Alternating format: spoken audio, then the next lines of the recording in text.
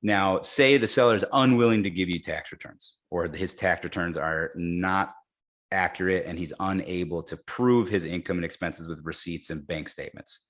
Then the next people we start working with is local banks. These local banks, the terms are a little bit tougher, but they're still pretty decent. We kind of use them as a bridge lender, if you will. You're going to be anywhere between 30 to 20% down, so 70 to 80% leverage.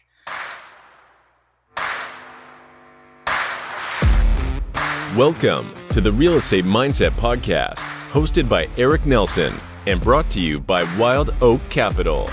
Eric is a real estate investor, business owner, and performance coach. Throughout this series, Eric explores the mindset behind why certain investors are so successful and how we can learn from their achievements and failures.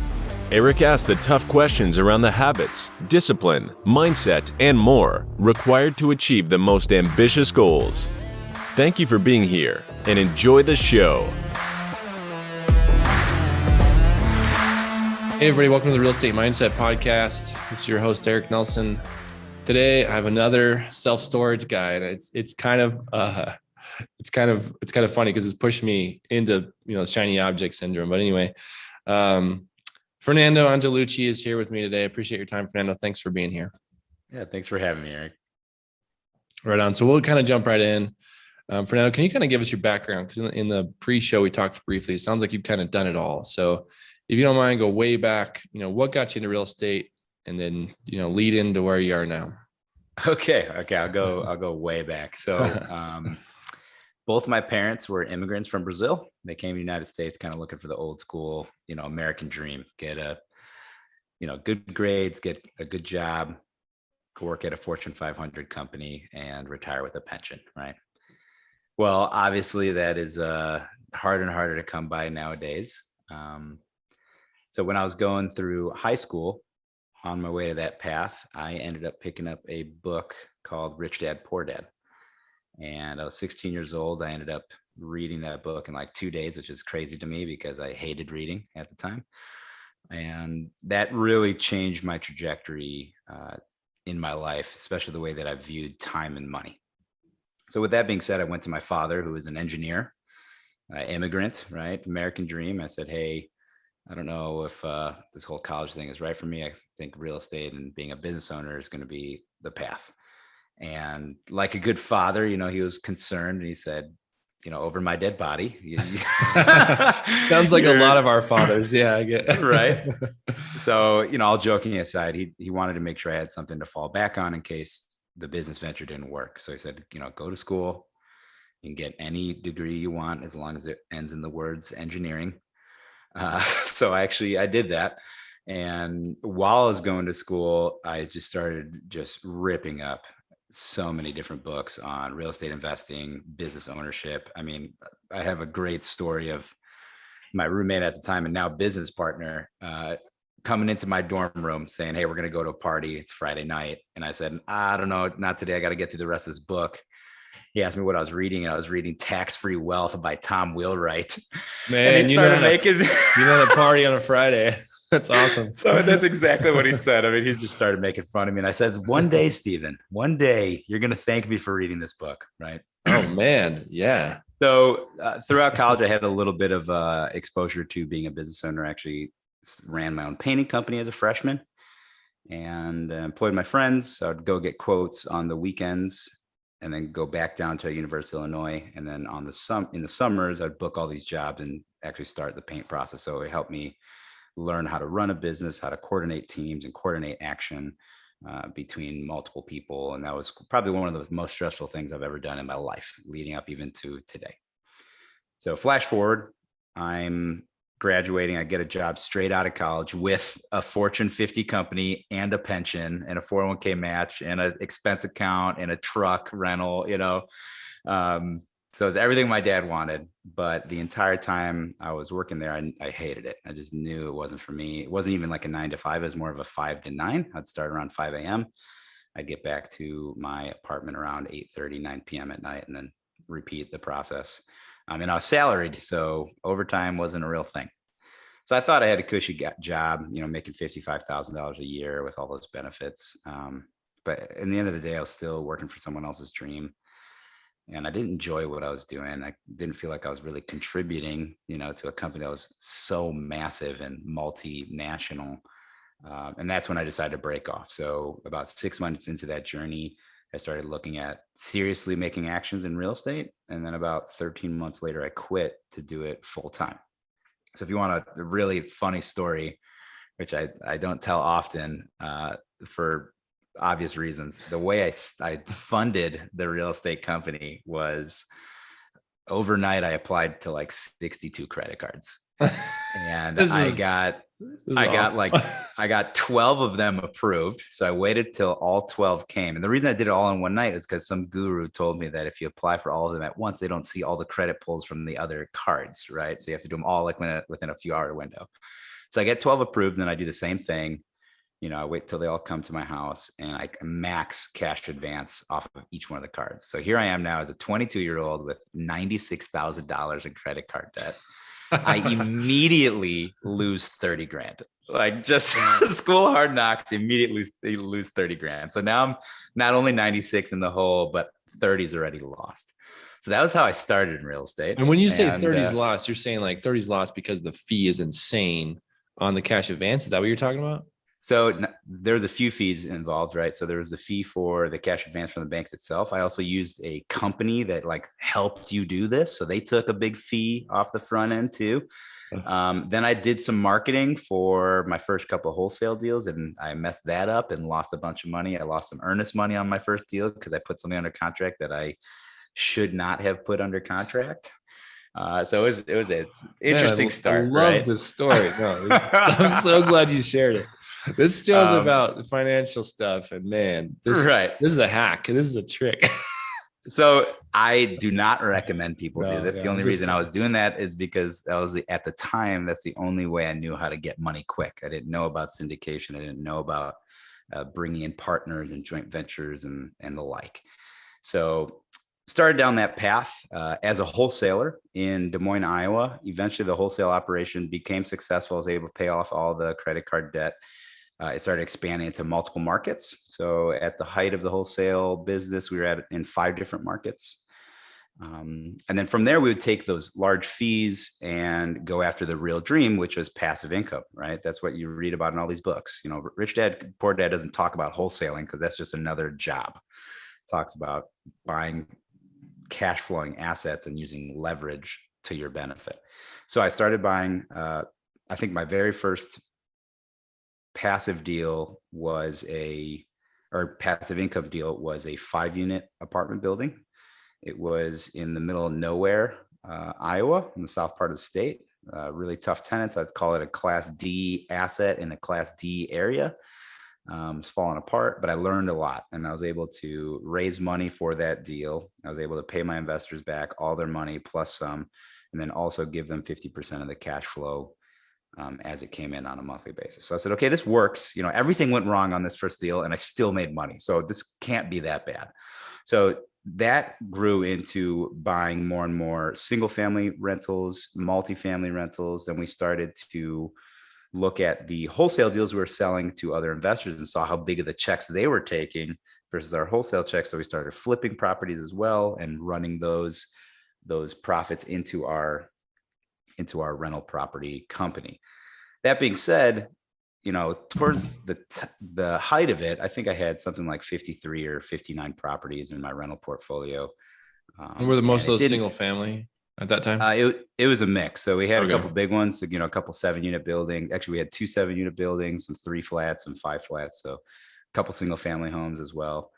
And, I thought this was what the dream was. And I looked at my life and I was like, this doesn't feel very passive. I feel like I'm working 80 plus hours a week, which was the case. I mean, I truly was. And at this point I had already hired third-party managers, but I still had to manage the third-party managers and realized this wasn't as passive as it was promised to me in all the books. So I decided around 2014 to the 2016 timeline to start looking for different assets, start educating myself on different assets. And that's when I was at the Indianapolis Real Estate Expo. I walked into a room and I heard a speaker talking about self-storage. And the three words he used that caught my ears was no tenants, no trash, no toilets. The three things that were causing me all the sleepless nights, right? So I said, okay, this is what we're going to do. I literally walked up to the front of the room. And again, I said, here's my credit card, charge whatever you want onto it. I want to learn and I want to accelerate that learning to get to the point where I could start doing deals very quickly. So going forward from there, we still had the pretty large rental portfolio. I started learning about self-storage and I decided to test the market like I did with the residential and the multifamily market by wholesaling a few deals first. Because my thought process was, if I can sell this deal to someone that knows more than me about the asset class at a higher price than I was able to get under contract, like I'm doing all right. So got 2 properties wholesaled, made some pretty good fees off of them. They're much larger than the single family homes, and then started acquiring properties for my portfolio. At the same time, we started selling all of our rentals as well. And so we purchased our first self-storage facility in August of 2018. It was a 17,000 square foot facility outside of Chicago. It wasn't a great deal. It was kind of a first base. But on my first deal, I didn't want heavy value add. I didn't want a lot of upside. I wanted something that was easy to run, easy to learn on. That was the key. You know, what we noticed about this industry and about all industries in general is you only learn about 20% of the business by reading and going to seminars and going on Bigger Pockets forums. Where you really get your knowledge is from doing it, you know, trial by fire. That's the other 80%. So we ran that first facility for roughly 8-9 months. And even though it was only a 2.5 hour drive from our house, we decided that we would treat it as if we would have to jump on an airplane to go view that property. And that kind of put us in the right mind space to set up systems and processes so that we can leave Illinois, which is a pretty tough tax state, and go to more tax-friendly states. So then in the subsequent 8 or 9 months, we purchased another 6 facilities, all out of state.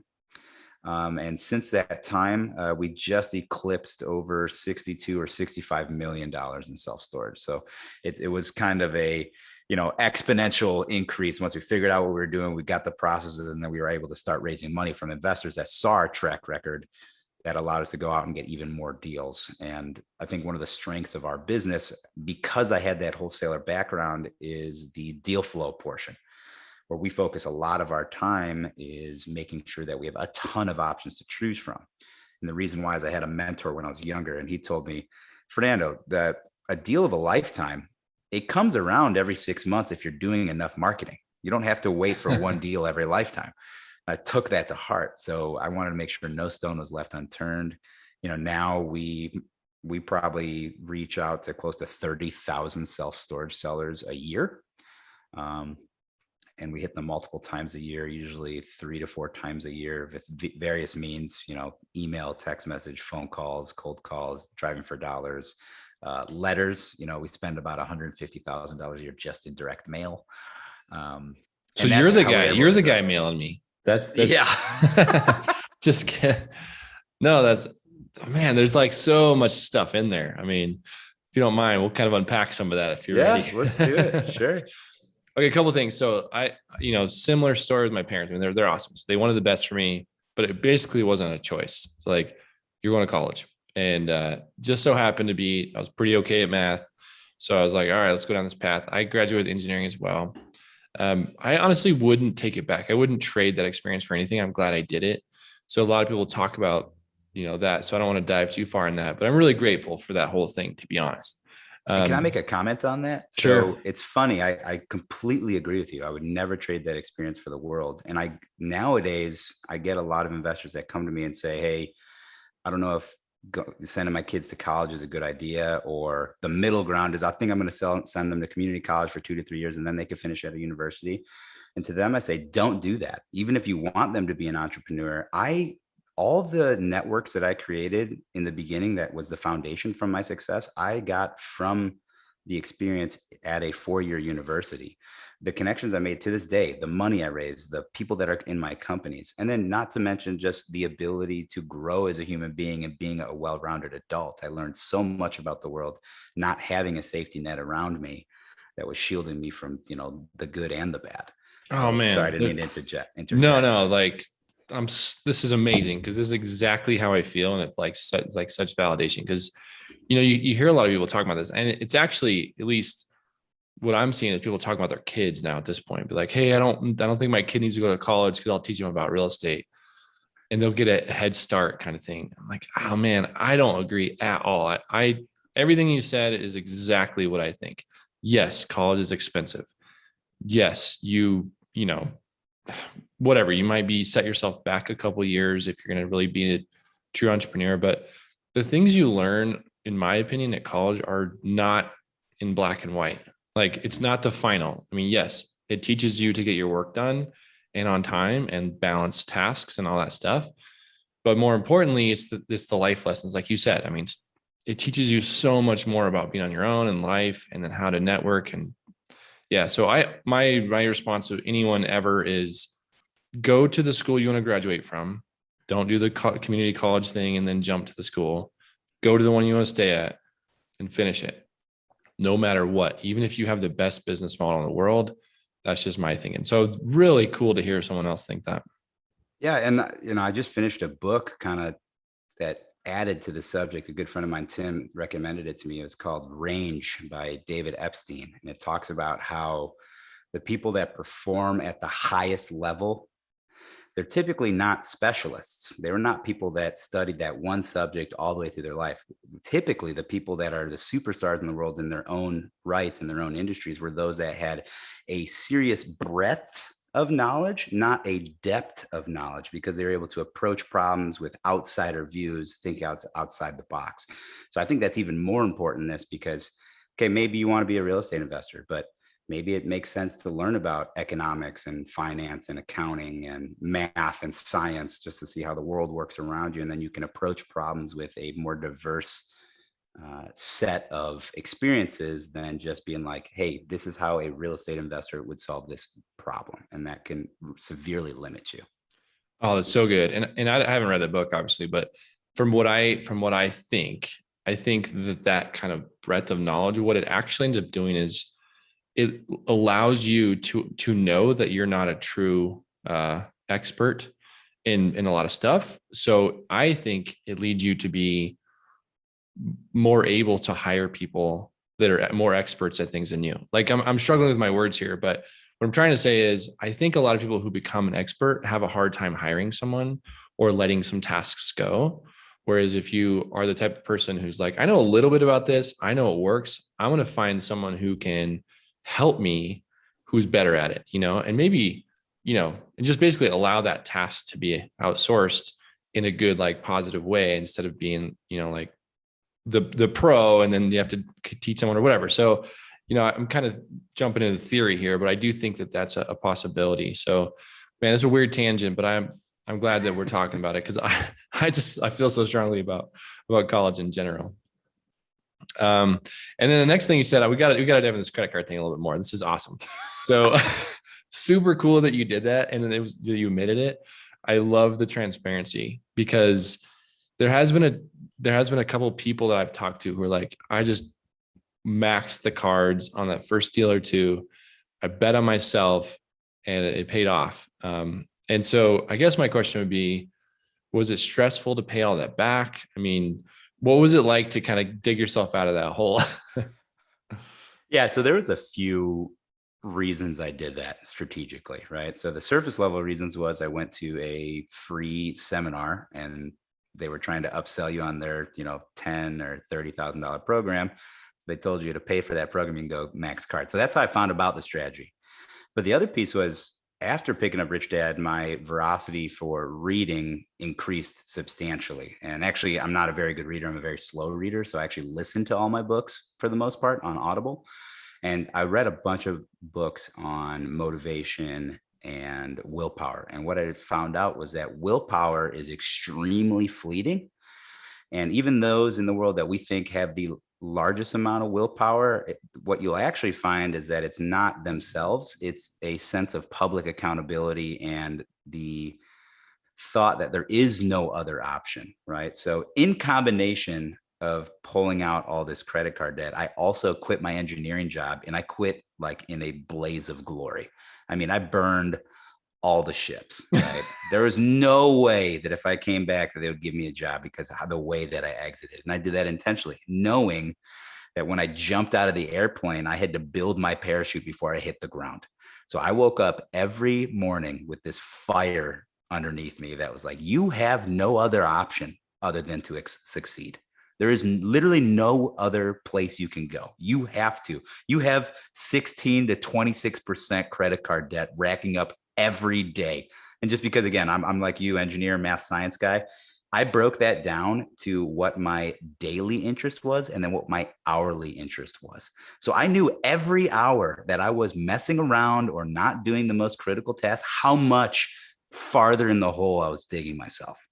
And so what I found is that credit card debt in combination with telling people that I took out that credit card debt was that external, public accountability piece that I needed to make sure my willpower would not falter, which again, I do not recommend you do it the way I did. There's way other easier, safer ways to get public accountability than this now that I've learned, mixed with the fact that there was no way I could turn back because that company would never give me a job again with the way that I left.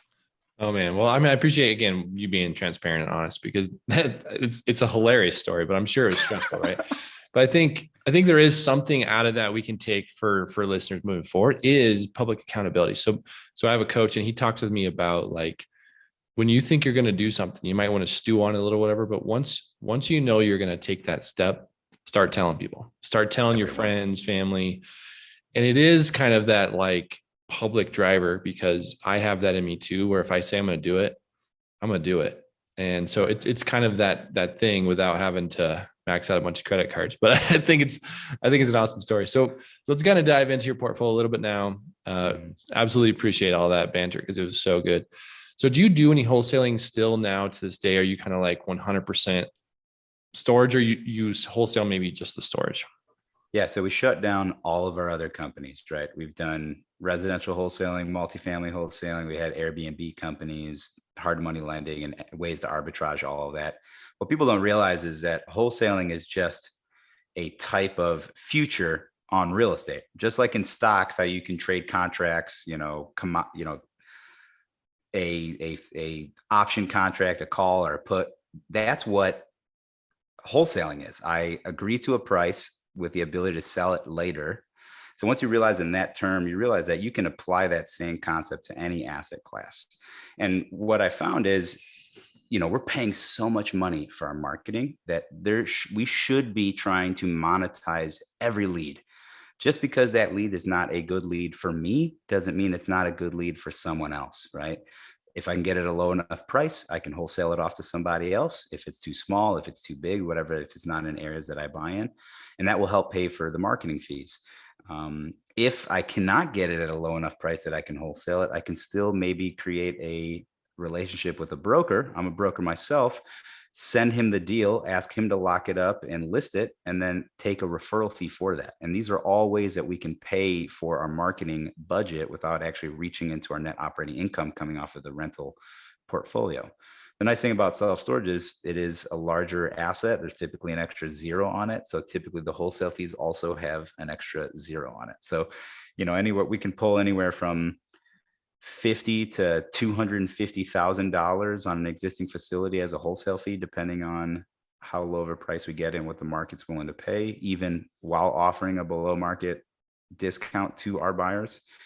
And then for the larger properties that, are more institutional or REIT grade, these big companies have serious issues with bureaucracy and moving extremely slow. And typically speed to lead is what wins the deal. And these big companies are not able to get to them quick. So if I can get to a large institutional grade portfolio, maybe $16 or $20 million portfolio of properties, and I can, create an arbitrage, I can easily pull $500,000 to $1 million wholesale fee off of that to an institutional partner. And I don't want to go too far down wholesaling because that's not really what this podcast is about. But I will ask the question is like, do you ever lose out on that, right? Like, do you have to go hard money down day one to get those deals, and then eventually you can't find a buyer? I mean, is there ever like a a bad situation where either you have to close the deal yourself, find a seller from there, or you just say, I'm going to walk and lose the earnest money? Yeah. So when we underwrite all of our deals, first of all, we will not put a deal under contract unless we believe it is a deal and we can move it without a benefit of the doubt. That being said, our earnest money does go hard, and we treat every property as if we are going to close on it. So we do the full due diligence. We do all of the environmental, the PCA, we line up lenders.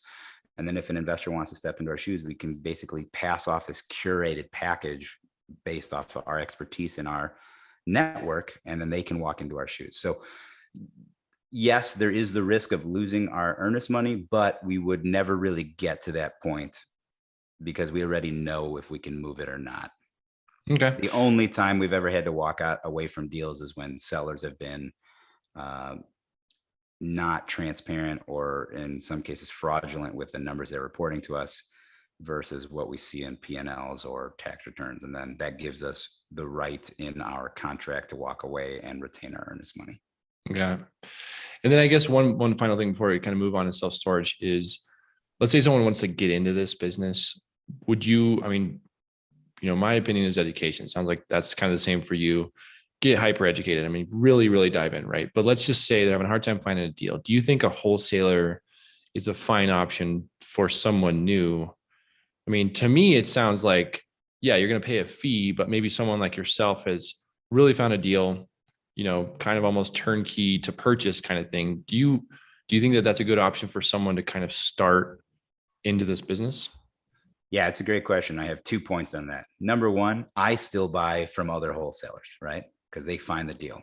The second piece is what people don't realize. They only look at one side of the equation. What they look at is, oh, well, he's making this spread or she's making this spread on the wholesale deal. What you didn't see is the $150,000 that they spent on direct mail to get that deal. So if you're willing to go spend 150 grand to go save 30 or $50,000 in your purchase price, go for it. But you got to realize that sourcing properties is its own business. That is literally, we have a self-storage business, and then we have a marketing company to go find self-storage deals, just completely separate, has its own staff, its own expenses. I mean, it is a whole beast on its own. So if you're, and all the time required to do that. So if you have the time to run 2 companies at the same time, go for it. The more the merrier, right? I have an abundance mentality. I don't really see anyone as competitors, but if you're only looking to buy one deal, a year, or one deal every 2 years, you're going to make more money buying from a wholesaler than you are, just trying to start up an entire marketing company. What I would recommend is, start small so you don't have a lot of money coming out of pocket. Maybe search your own net, your own market, send letters to maybe the state that you're in. Can't be more than, a couple thousand sellers. So that's, a couple touches, you're only spending 10, 15 grand in marketing to get one deal. So maybe you can arbitrage there. But to get to the point where we're at, I mean, you really have to put a bunch of money into the marketing side. Okay. No, cool. I mean, this is good information because I think to kind of come back on your view of the spread, right? So people are like, oh man, they're making 50 grand on this deal. That really sucks. I could just find it myself. One, maybe that's the case, maybe, right? Like you said, likely not. But I think that the point I want to make is, don't worry about what they're making. Does the deal work for your underwriting? And it's actually the same for interest. So we've looked at quite a few deals where it's a loan assumption and the interest rate's super high. And I think a lot of buyers walk away like, oh, well, we can do much better. And my thinking is, I don't care what the rate is. What I care is if that property makes money. Sure, the interest rate's better now, but if we can tie up that property and it still works for underwriting, it just makes sure the number is into the books. Who cares what the actual rate is, or who cares what the wholesaler's making? So that's kind of my personal thinking, is it doesn't really matter. It's possible for both people to make money. The most important thing is, does that deal work for you? I mean, you're talking about interest. Let's talk about a perfect example. So you go out to a bank, you get 5% interest. Do you know what that bank is borrowing that money at? 1/4%. Do you get mad that the bank's making literally 1,000% increase on rate over you? Probably not, right? And so when we send out our wholesale deals, we send them inclusive of all pricing. That you don't really know what our fee is until you come and sign at the table. So you see what the net price to you is, and that usually isn't an issue. And if somebody does have an issue at the end of the day when they're counting our pennies versus us counting theirs, again, it comes down to it. All right, you didn't want me to make the 50 grand. You want to reach in my pocket for the work I'm doing. That's okay. Then I also want 50% equity of the deal that you're buying with your money. How does that sound? And then they're like, whoa, I don't know about that. So, but again, this is all, this is beside the point. This is not our main business. It's just what we do with the leads that don't fit our buy box criteria. We send out to other investors because there's investors across the entire spectrum that buy all, small deals, big deals, not cash flowing development, not development. Yeah, no. Okay. So it's a great transition. So basically let's finally get to your current business now. So where do you guys, what is your criteria? And then I have a handful of questions beyond this, but let's just say, where do you guys invest? What are you looking for? What's your rough criteria? Sure. So I'll start off with the separations of kind of the verticals that we have. So the first one that we started with, which was the easiest to start with, is we go out and we buy these mom and pop deals, right? They're typically anywhere between $800,000 to $2 million. They're in secondary and tertiary markets or on the outskirts of a primary market. What we end up doing with those is we'll aggregate those. We'll put in management efficiencies. Typically, those owners are, above retirement age. This is typically their second or third career. They're looking to retire again. They don't have the skills or the networks that we have. So they may have super high expenses. Their income may not be where it's at. They probably don't do competitor analysis on a quarterly basis or market analysis, see what the street rates are that they can be charging. So we come in there and very quickly we can raise rents, we can drop expenses, and then we can actually expand on those facilities if they have unutilized land. That being said, those deals are typically harder to finance on the stabilized side.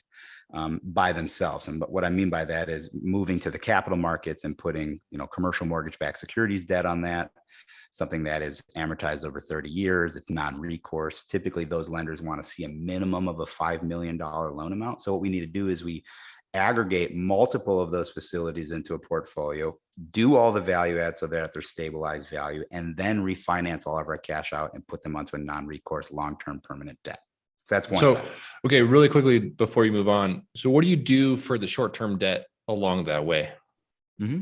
Yeah, so there's a couple options. So we'll start from kind of best to worst or worst to best, depending on how you view it. So self-storage is a business, is what people kind of forget. It's not only real estate, but it's also considered a business. So then therefore it qualifies for small business administration loans, SBA loans.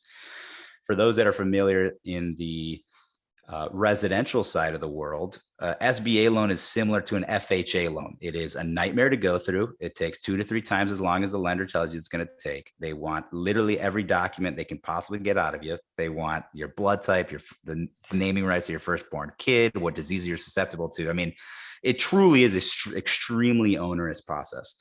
In addition to that, they're going to want to underwrite the seller. So they're going to want the seller's last 3 years of tax returns for the business. If they own it in their personal name, they're going to want their Schedule E's. And some sellers are very wary of giving those up because, like a lot of these mom and pop sellers, when they get cash payments, they typically don't report that on their income. They put it in their pocket, and then they think, oh, well, now I'm going to, I'm going to try to have my cake and eat it too. Unfortunately, what the SBA will value your facility off of is based off of what you report its income is going to be. So if you have a seller that's willing to deal with all the onerous documentation and the timelines required for an SBA, that's a really good route because you can get 25-year fully amortized rates. You can get as low as 90% loan to cost, so only 10% down. And typically there are some prepayment penalties like 531 or 321, depending on which bank you deal with. Now, say the seller is unwilling to give you tax returns, or his tax returns are not accurate and he's unable to prove his income and expenses with receipts and bank statements. Then the next people we start working with is local banks. These local banks, the terms are a little bit tougher, but they're still pretty decent. We kind of use them as a bridge lender, if you will.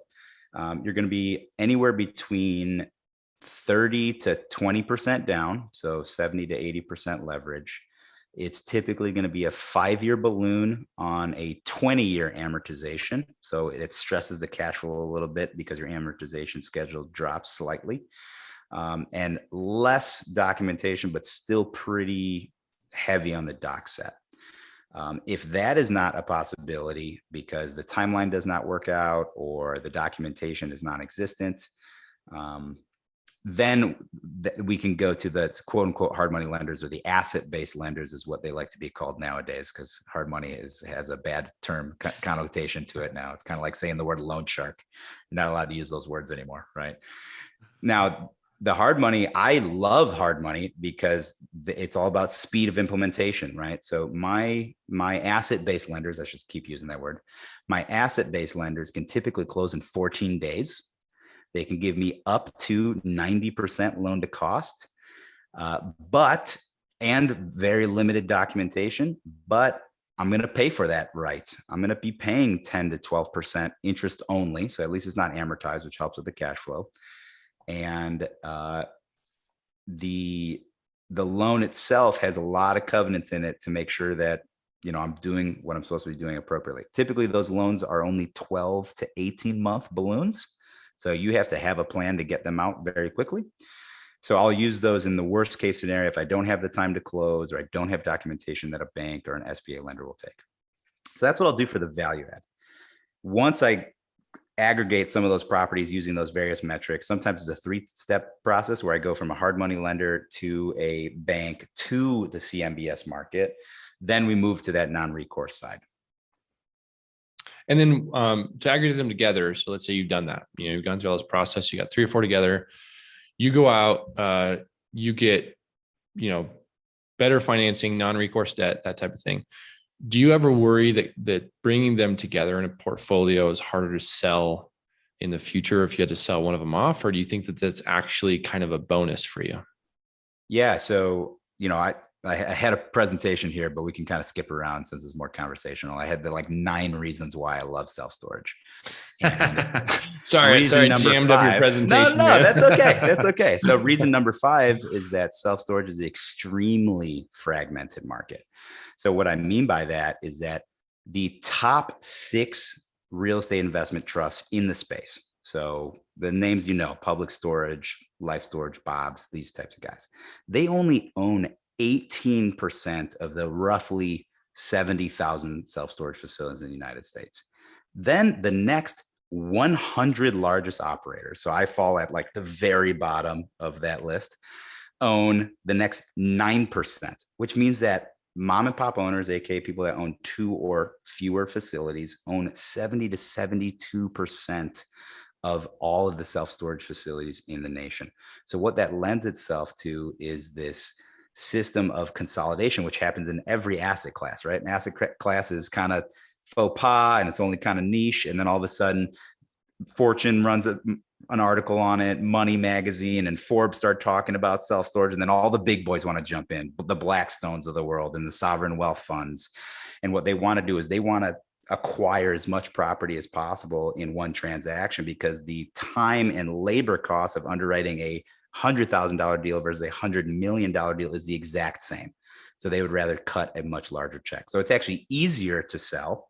Not only is it easier to sell, then you're stepping up on your type of buyer. So now instead of trying to sell to a investor that's just starting off on a 1 property deal, now you're dealing with a extremely well capitalized institution, be it private equity, hedge fund, real estate investment trust, what have you. They're typically buying in cash or with low leverage that has already been lined up, and they can they basically make their decisions from a logical numbers-based standpoint as opposed to an emotional standpoint, like a lot of the smaller mom and pop investors will make. Got it. Okay. It sounds like an awesome strategy. So we kind of jumped off your portfolio. So let's get back to what, perfect world. You guys have a part of the world you buy in all over the United States. And then, I'll save the part 2 because this tends to get jammed up, but where is your zone you guys purchase? Right. So that was kind of our main, our first vertical of how we make money in self-storage was the buying of existing facilities that are Class C, Class B, and aggregating. Typically, those will buy almost anywhere as long as the demographic data makes sense, right? Population growth, job growth, and I can see a substantial amount of equity that I can force in an 18 to 36 month period. I could walk into a facility that's 40% economically occupied and double or triple the value of that facility in 18 months. The problem with that strategy is that most of these mom and pop investor facilities are pretty small relatively to what my goal is. So my goal is to be a top 20 operator, to have $1 billion in self-storage, which is, the equivalent of about 8.5 million square feet. So to get there, I can't keep buying 17,000 square foot facilities. I'm going to have to start buying 100,000 square foot facilities in much larger portfolios. The problem is, once you get to that size of facility, cap rates plummet, because now you're competing against REITs, all those buyers I was talking about, that they're going to drop cap rates into the 4 or 5% range. And I'm not willing to buy properties at that amount, especially because my capital does not allow for that. Typically as a real estate investor in general, you want to make a arbitrage between your interest rate and your cap rate. I like to do 300 to 500 basis points is what makes me feel comfortable. But a REIT may have cost of capital at 0.5%, so they can buy deals at 4.5% cap rate. Yeah, we're seeing the same thing. Seeing the same thing in multifamily. I mean, yeah, cap rates are just plummeting right now. So yeah, exactly. So how do I acquire these facilities if there's REITs, out there buying them up and competing against me? Well, I don't. What I do is I build them. So on the other side of my strategy is we go out and acquire land. Now, typically where we're acquiring land is in primary markets with heavy population and job growth. We're looking for anywhere between 4 to 10 acres, and we'll put up institutional grade facilities. These are facilities that just the cost to build them is in the $10 to $15 million range. They're 100 to 150,000 square feet. They're typically multi-story. They're class A deals, right? They look like beautiful office buildings when you drive past them.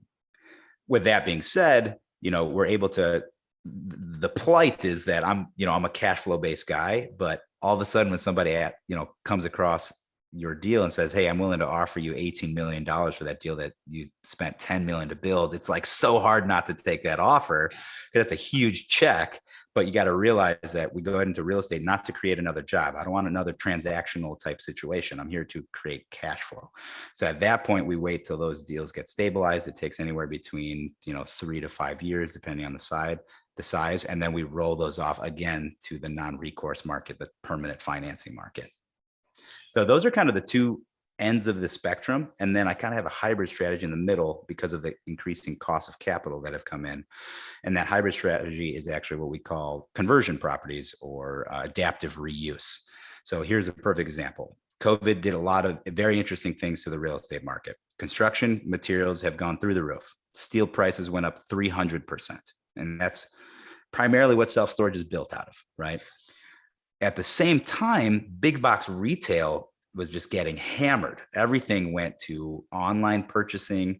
So all of a sudden you have a bunch of closures of all these big, Sears buildings, Best Buys, Circuit Cities, Neiman Marcus, all these places that take up a bunch of room and are typically along major thoroughfares, which self-storage loves, are surrounded by dense residential that typically have a higher affluence or more disposable income, and are in the city cores. So what we decided to do is, hey, let's go make offers on these abandoned buildings and then convert them into self-storage and allow us to basically have an asset that is the same as one that we build from the ground up, but at 2/3 the project cost. Yeah, I've heard of this strategy. And it's awesome. Like all the Kmart's in Colorado got bought, and now they're basically self-storage. And there's one that was down the road from where I lived in college. It's now a self-storage facility. I think Big Lots, right down the same story, like self-storage. So yeah. I love that strategy. So I mean, you talked a little bit about your portfolio now. How much are you doing right now in the development world versus purchase world? A little bit of both. I mean, kind of where are you guys in this trajectory?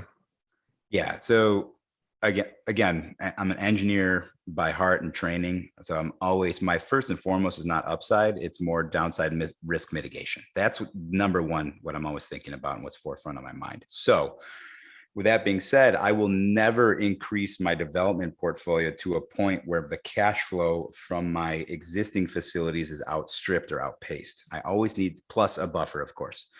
So typically right now, based on how cash flows and loans are working, it's like 50 to 65% existing cash flowing properties to another 35 to 50% ground up or conversion developments where it's going to take a few years to hit cash flow positive. Awesome. So I'll breeze through these final questions before we get to the mindset stuff, because we're getting kind of lengthy. I'm loving it. So it's like what we need to do is just set up a time where you and me can just talk. But okay, you so want me to come back on for part two? Yes, volume 2. Maybe that's what we do. That's genius. No, that's all. I mean, we will do that for sure. But for now, let's just kind of roll through this. So one thing Powell and I talked about a little bit was expense ratio in the self-storage world to multifamily. And so, again, I think the metric we always use is about 50%. Are you seeing 30, 35, or what's kind of your expense ratio in self-storage? Yeah, absolutely. So it depends on the type of asset. Of course, the larger the property, the more economies of scale you have, but also as you scale up and you start adding more amenities, then you start increasing utilities costs. So in general, when I'm buying a facility that's existing, I'll underwrite it at about a 40% expense ratio, because the seller's expenses are typically not going to be the expenses that we experience. So that gives us enough buffer. But once we stabilize those facilities, they're typically operating at a 28 to about a 35% expense ratio. If I'm getting close to 40%, like something's going wrong, and I'm calling managers, and someone's going to lose their job if it doesn't get corrected in the next like month or 2 or 3 months. So we're always seeing much lower. And of course, that's on a, we're not talking about leverage. But when we add leverage into play, then our break even shifts up closer to about 60 to 65% occupancy is what we're going to need to not only cover the expenses, but also the debt service, so that we're cash flow positive on that deal. Oh, so a lower occupancy can allow you to still maintain. And that's one of the main reasons I shifted out of multifamily. My multifamily deals, when they were leveraged, I needed to retain occupancy in the 80 to 85% ratio, or 80 to 85% range, or else I was going to start missing debt payments. Whereas with self-storage, it's highly unlikely that there is some type of black swan event that all of a sudden 40 to 45% of my tenant base leaves in one day, right? So it allows for a better risk mitigation strategy in the asset class. And does debt service, so again, not knowing very much about self-storage, I mean, once you dip below 90, your lender's knocking on the door too in multifamily. They're like, okay, whoa, get your occupancy up. They really want you to be above 90, at least for agency debt.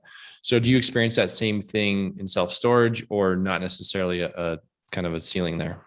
No, it's actually kind of the opposite. So in the self-storage industry, 90% occupancy is considered stabilized, because in our space, if you're above 90% occupancy, that means that your NOI is actually lower because you are not charging high enough rents.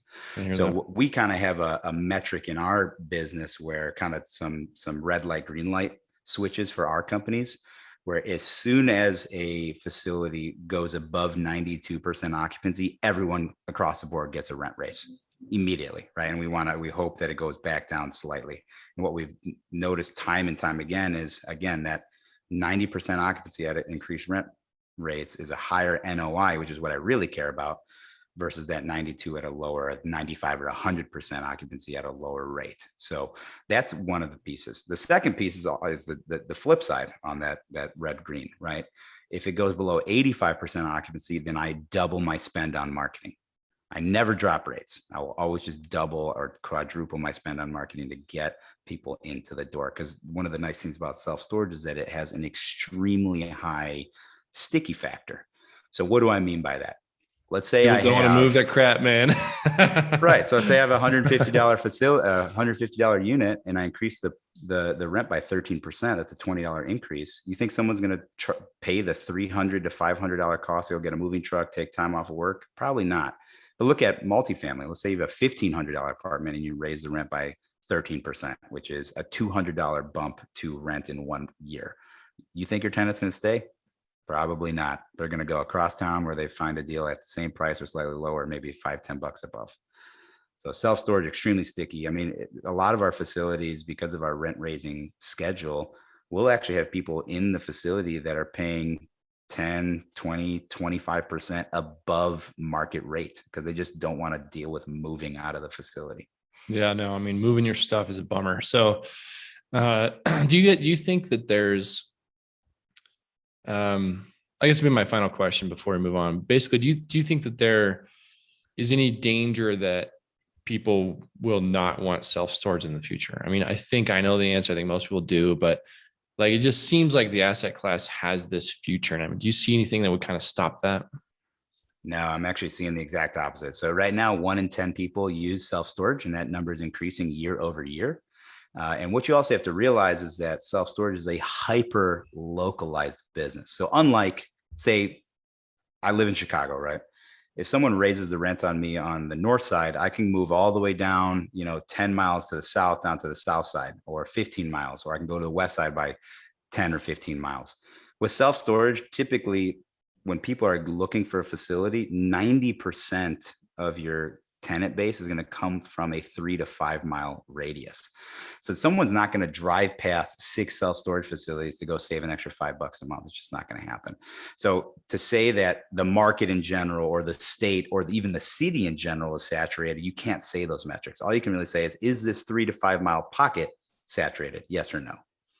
Got it. Love it, man. I could keep diving in. So we'll move on. So I asked you a series of questions.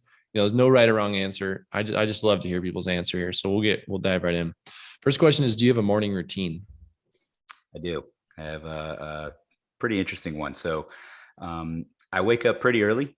I go on a 45-minute walk immediately, and I listen to an Audible book. Right now I'm re-listening to The Creature from Jekyll Island, which is just making me infuriated every morning because I'm losing money to inflation. So I'm just put drugs. You're not losing if you have debt, man. I think you're winning that. We can talk about that too. But so it just put another fire underneath my my tuchus to not sell any of my assets and to keep buying more and more cash flowing assets. Yeah. So one book. Then I get back. I typically will drink a bunch of water, take a shower, and then I'll read a physical book. Anywhere between 10 to 15 pages. At that point, then I'll plot out what I'm doing for the day. Make sure I have the prioritized, 1 to 3 things I have to do today that are the most important. And then the hardest one to do, I do first, right? Eat the frog, very first thing, because then you feel accomplished. I typically don't check my email until about 1 p.m. I have found that email is one of the largest time sucks and one of those things that makes people feel like they're being productive, but literally all day you can just sit in your email box, feel like you're doing something. And by the end of the day, you realize you haven't accomplished anything. So email is super dangerous. And one of the ways that I found out, and what I recommend everyone out there do, is do a time audit for 2 weeks. Set an alarm on your phone that goes off every 15 minutes. Write down what you do when that alarm, what you have been doing for the last 15 minutes when that alarm goes off. And then at the end of the day, look at all the tasks you did, which ones actually brought money in, what were income generating items, and everything else that could have been delegated, delegate that out. Everything that could have been eliminated, eliminate that. When you look at life through this kind of lens, it becomes very easy to be impactful, effective, and efficient. So many good tips in what you just said. I mean, I love the time audit. It might be such a pain, but oh my gosh, what a tip. And then to not check your email till 1. I think a lot of people would have like this kind of interior panic if someone even asked them to do that. But totally agree. I mean, it's like this complete time suck. So such a good tip. I took this straight out of Tim Ferriss's 4-Hour Workweek. I have an email autoresponder that says, hey, I check my email once a day, or now it says once every 3 days. If it is truly urgent, you can call me on my cell phone. If you do not have my cell phone number, thank you for waiting. Because think about it. If something's truly urgent in email, someone's going to call you, right? If your house is on fire while at work, no one's going to shoot you an email about it. They're going to call you. They're going to get a hold of you. And so one of the ways that I also mitigated that anxiety of missing things is probably, and this is a superstar tip. I wish I would have listened to this when so many other entrepreneurs ahead of me told me this. The best hire you can make, the number one hire you should make, is an executive assistant. Someone that handles your scheduling, handles your emails. I mean, I cannot tell you how much my productivity I mean, tripled, quadrupled because of this individual. Actually, I have 2 of them now because it worked so well. So I have heard this tip so many times at so many conferences. Hire an assistant, and all cards on the table. I just for some reason I refuse to do it. But it sounds like like more and more like I need to get there. But yeah, I've heard that, and people say it's the absolute number one way if you want to level up. Just get yourself an assistant. I mean, they can start part-time or whatever. So I got 2 books for you, Eric. The first is The CEO's Secret Weapon. It's actually out of print now, so you have to buy used versions of it, but it is a fantastic book on executive assistants. And then the second book to be used with that first book is called Virtual Freedom, so that you can hire an executive assistant that is virtual, maybe from a different country where you can arbitrage the dollar versus whatever income they have. So give them a good life while it also not taking a huge piece out of your pocket. My 2 assistants make between $7 and $10 American per hour. Right. So I have used VAs before, and it's basically what I've done is just use them for certain tasks, things like that. But I think to just go on and kind of level up, yeah, we should talk offline because that's such a good tip, man. That's so good. You actually just went into my next topic, but I'll give you the chance to answer it again if you want. Is what books can you recommend? You've already recommended like 6, so any 7th I book. love to read. Okay, can I give 3 books instead of 1? Yeah. Load it up. Okay, so I'm gonna give you the books that I most often buy as gifts for other people. So number 1 is Traction by Gino Wickman, how to scale your business, right? How to delegate and elevate. Number 2 is Never Split the Difference by Chris Voss. He's a lead FBI hostage negotiator. He was turned businessman. And his book is not about negotiations. His book is about active listening. It's about tactical empathy. So not only does it apply in your business dealings, it applies with your significant other, with your children, with your friends. One of the best books I have ever read. And then number 3 is Vagabonding by Rolf Potts. And it is the art of long-term world travel. One of the things that it always kills me to see is people talking about how when they retire, then they're going to go travel the world. And so the thing that kills me is, so you're going to wait till your bones are frail and you're tired all the time and you really don't enjoy much of life anymore to then go travel and see the world. Why don't you do it now? Experience it now. There's no reason to wait. And the reason I say that is I've traveled the world quite a bit. And what I have found, even from a very early age, just because my parents were immigrants, I have found that the culture that you absorb and the ability to see situations from other people's point of view really help when it comes to connecting with people on a truly emotional level. And that helps in all assets of our life, personal relationships, spiritual, business relationships, etc. Man, this is kind of like the college connection. Like, I can't agree with you more. Like, this is so good. So I don't think I've ever told the story on the podcast. My wife and I took a year off and we actually traveled in a car from here, Colorado, all the way to South America. And took a year to do it. We saved up and pinched pennies and did all that stuff. And yeah, we love to travel. It's our number one kind of why, aside from our kids. And you nailed it. I mean, I love to see other places, sure, but it's the cultural differences and what you learn from people, their styles, all the things we have in common, all the things we don't. It's just the best thing in the world. So I can't wait to read that book. So I'm so jazzed to hear you say that. Such good recommendations. And the other thing we've actually kind of touched on this as well. The next question is, have you had a coach or mentor and was it worth it? And when I say we touched on it, it was when you were talking about kind of going up and paying for mentorships to learn, but have you had specifically a coach or mentor? Absolutely. All throughout my life, even to this day. So first of all, I am where I am today, not because I'm a smart guy. I typically tell people I'm the dumbest guy in the room because I want to surround myself with smarter people than me. But what I found is that you can also accelerate your trajectory because say somebody has been doing what you've been doing for 25 years, he has learned things that you can only learn from that wisdom and experience. So to pay somebody 30 grand a year, 40 grand a year to retain the knowledge of 30 years worth of real estate advice or whatever career path you're going into, perfect example. I've had mentors and coaches where from their direct benefit to me, the things that they taught me, I've made multiple millions of dollars. So that thing that I hate is when people say, is the cost worth it? It's not a cost. It's an investment that grows, and it's an investment that grows at a higher percentage yield than any other investment you can make. Every time you invest in yourself, it's going to grow faster than any other investment you can make with physical dollars. That being said, I have two strategies. The first is I take 5% of my wealth, or 5% of my yearly income, and I spend that on personal growth habits. And what you'll notice is I started very low, and then I started increasing the percentage. And what I learned is every time I started increasing the percentage of how much I would spend on my personal growth, my income grew, usually exponentially to that, or geometrically to that amount of increase. The second thing is eventually you realize that having one person as a coach is not the best thing you can do. I read an amazing book by Napoleon Hill, right? I'm sure you already know. And what he talks about is the power of masterminds.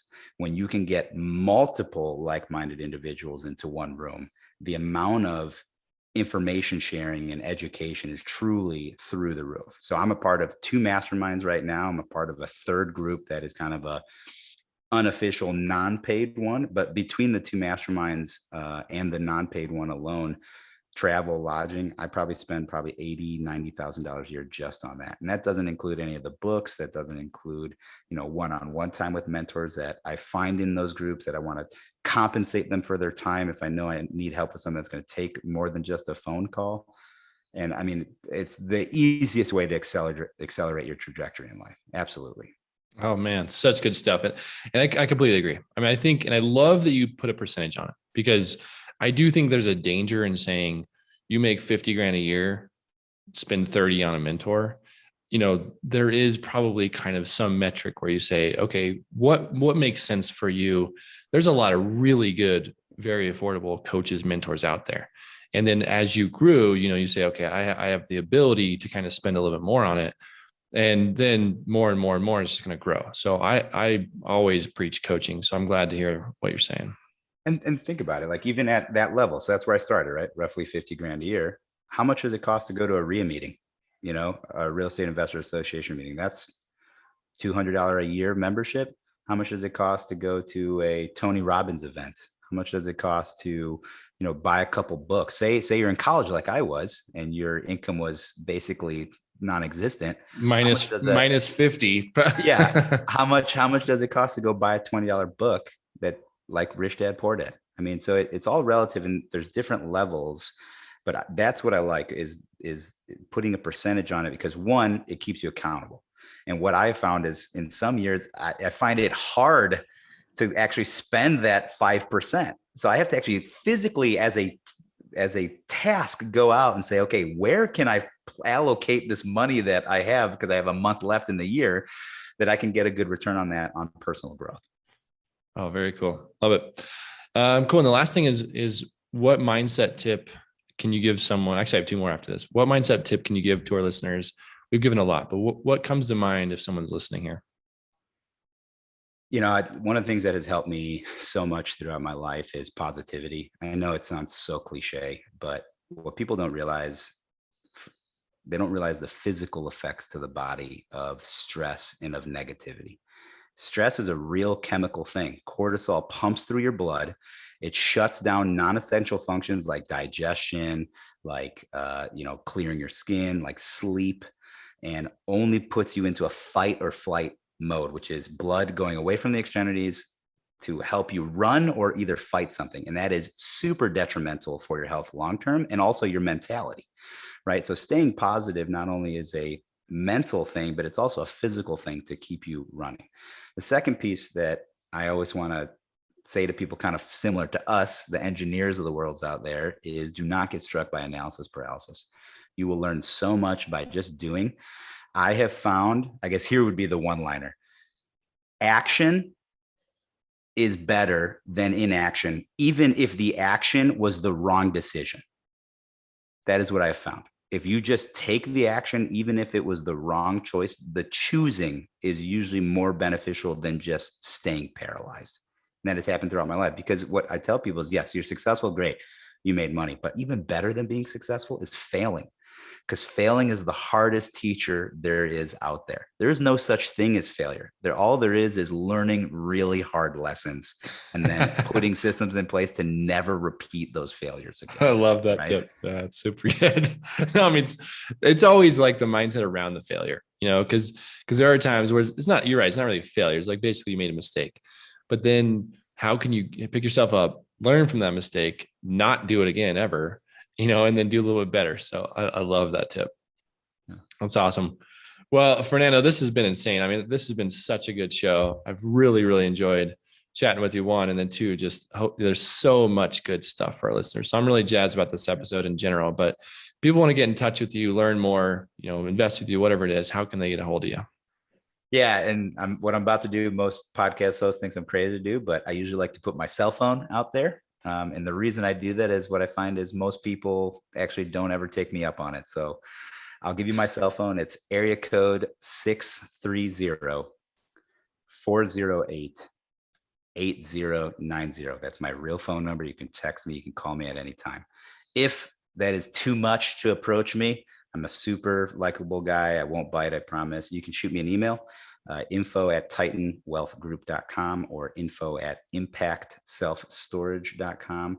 You can also go to those websites or follow us on social media. Our Impact Self Storage page, we put a bunch of education out there every day. I think we post 3 to 5 times a day on education about self-storage, how to learn about it, how to invest in it, how to underwrite it, how to market for it. So follow us there and then reach out.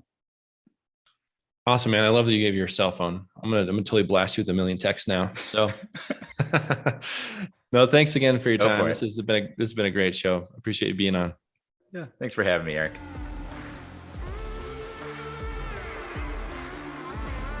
Thank you for listening to this episode of the Real Estate Mindset Podcast. If you've enjoyed the content today, please follow this show wherever you listen to podcasts. And don't forget to head over to wildoakcapital.com for more information or to connect with Eric directly. Please take a moment to leave a review or tell a friend about what you've listened to today.